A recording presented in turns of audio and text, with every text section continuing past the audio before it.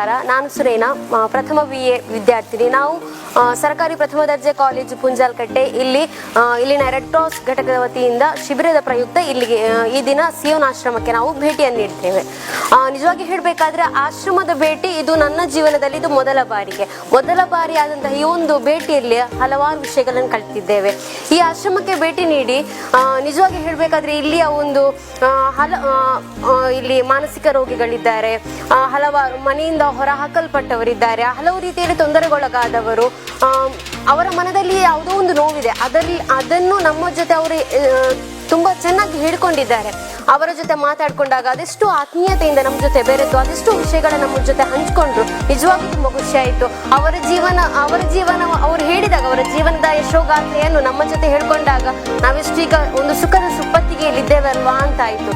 ಅದೆಷ್ಟು ಆ ರಸ್ತೆ ಬದಿಯಲ್ಲಿದ್ದವರನ್ನು ಇಲ್ಲಿಗೆ ತಂದು ಅವರನ್ನು ಸಾಕಿ ಸಲುಹಿ ಕೆಲವರನ್ನು ಅವರು ಈಗ ಮೊದಲಿಗಿಂತ ಎಷ್ಟು ಚೇತರಿಸಿಕೊಂಡಿದ್ದಾರೆ. ಅದೆಲ್ಲವೂ ಇಲ್ಲಿಯ ಒಂದು ಸಂಸ್ಥೆಯ ಒಂದು ಹಿಂದೆ ಇರುವಂತಹ ಅದೆಷ್ಟೋ ಜನರ ಒಂದು ದಾನಿಗಳದ್ದಾಗಿರಬಹುದು, ಇಲ್ಲಿನ ಸಂಚಾಲಕರದ್ದಾಗಿರಬಹುದು, ಅದೆಷ್ಟೋ ಶ್ರಮಗಳಿವೆ.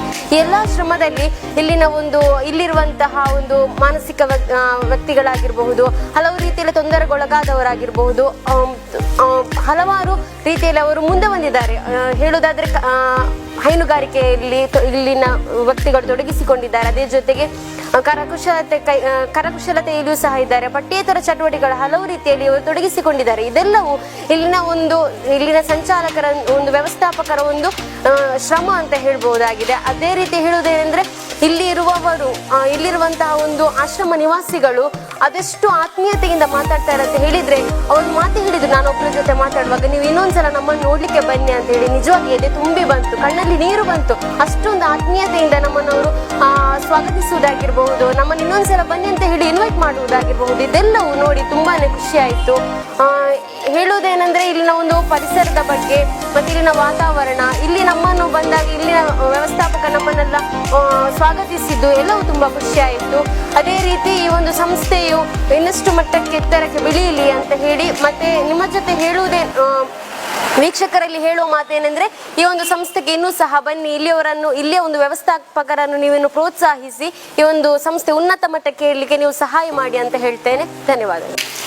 ನಾನು ಡಾಕ್ಟರ್ ವೈಶಾಲಿಯು, ಸರ್ಕಾರಿ ಪ್ರಥಮ ದರ್ಜೆ ಕಾಲೇಜು ಪುಂಜಲ್ಕಟ್ಟೆ ಇಲ್ಲಿನ ಯುವ ರೆಡ್ ಕ್ರಾಸ್ ಘಟಕದ ಸಂಚಾಲಕರಾಗಿ ನಾನು ಕಾರ್ಯವನ್ನು ನಿರ್ವಹಿಸ್ತಾ ಇದ್ದೇನೆ. ನಮ್ಮಲ್ಲಿ ಈಗ 3 ದಿನದ ವಾರ್ಷಿಕ ಶಿಬಿರ ನಡೀತಾ ಇದೆ. ಸೊ ಇದರಲ್ಲಿ 3ನೇ ದಿನವಾಗಿ ನಾವು ಸಿಯೋನ್ ಆಶ್ರಮಕ್ಕೆ ಭೇಟಿಯನ್ನು ಕೊಡ್ತಾ ಇದ್ದೇವೆ. ಸಿಯೋನ್ ಆಶ್ರಮಕ್ಕೆ ಭೇಟಿ ನೀಡಲಿಕ್ಕೆ ಮೂಲ ಕಾರಣ ಸರ್ಕಾರಿ ಪ್ರಥಮ ದರ್ಜೆ ಕಾಲೇಜು ವಾಮದ ಪದವು. ಸೊ ಇಲ್ಲಿಯ NSS ಆಫೀಸರ್ ಆಗಿರುವಂತಹ ಮೇರಿ ಮೇಡಮ್ ಹಾಗೂ ಉದಯ್ ಕುಮಾರ್ ಸರ್. ಸೊ ಇಲ್ಲಿ ನಾನು ಫಸ್ಟ್ ಟೈಮ್ ವಿಸಿಟ್ ಮಾಡ್ತಾ ಇರುವಂಥದ್ದು. ಇಲ್ಲಿಯ ವ್ಯವಸ್ಥೆಯ ಬಗ್ಗೆ ನಾನಿಲ್ಲಿ ಹೇಳೋದಿದ್ರೆ ಬಹಳ ಚೆನ್ನಾಗಿದೆ, ಒಳ್ಳೆಯ ವಾತಾವರಣವೂ ಕೂಡ ಇದೆ. ಸೊ ಮೊದಲನೇದಾಗಿ ನಾನು ಇಲ್ಲಿಯ ನಿರ್ದೇಶಕರಾಗಿರುವಂತಹ ಡ್ಯಾಡಿ ಅಂತೇಳಿ ಕರೆಯಲ್ಪಟ್ಟಿರುವಂತಹ ಪೌಲ್ ಸರ್ ಹಾಗೂ ಮಮ್ಮಿ ಅಂತೇಳಿ ಕರೆಯಲ್ಪಟ್ಟಿರುವಂತಹ ಮೇರಿ ಮೇಡಮ್ ಅವರಿಗೆ ಧನ್ಯವಾದಗಳನ್ನು ಹೇಳ್ತಾ ಇದ್ದೇನೆ.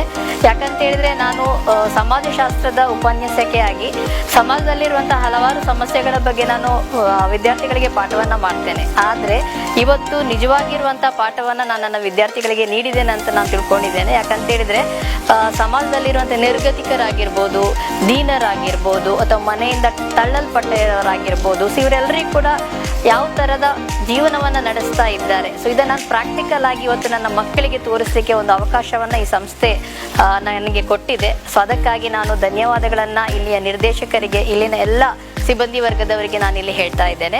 ಸೊ ಅದರ ಜೊತೆಗೆ ಇಲ್ಲಿ ಇರುವಂತಹ ಎಲ್ಲರೂ ಕೂಡ ಎಸ್ಪೆಷಲಿ ನಾನು ಇಲ್ಲಿರುವಂತಹ ಸಿಬ್ಬಂದಿ ವರ್ಗದವರಿಗೆ ನಾನು ಧನ್ಯವಾದಗಳನ್ನು ಹೇಳಲಿಕ್ಕೆ ಇಷ್ಟಪಡ್ತೇನೆ. ಯಾಕಂತ ಹೇಳಿದರೆ ಇಂತಹ ವ್ಯವಸ್ಥೆಯಲ್ಲಿ ಈ ನಿರ್ಗತಿಕರನ್ನು ನೋಡಿಕೊಳ್ಳುವಂಥದ್ದು ಸುಲಭದ ಕೆಲಸ ಅಲ್ಲ.